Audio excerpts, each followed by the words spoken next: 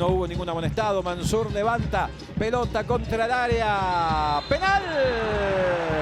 ¡Penal para Guaraní! ¡Penal! Marca el árbitro. Y tarjeta amarilla para Matías Espinosa. Protestan los gumareros. 48 del primer tiempo. Bueno, si habían protestado bastante la falta de Huguito Fernández en el origen de dónde viene la pelota, imagínense lo que se está protestando ahora por esta decisión del árbitro que pide asistencia. Mansur que va. ¡Gol!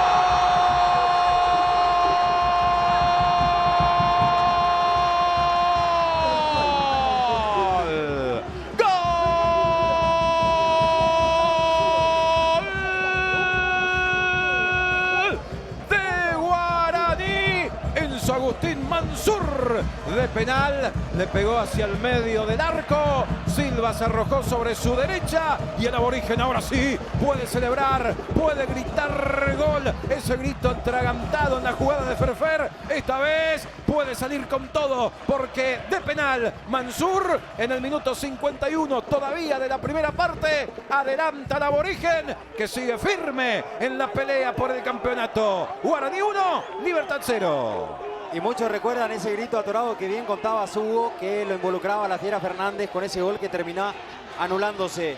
Y había que tomar esa pelota para patear el penal. Tenía mucho para jugar. Y toma Enzo Mansur, que de hecho es el encargado de las pelotas desde el punto penal. El Kaiser había tomado también, recuerdo algunas, y la Fiera Fernández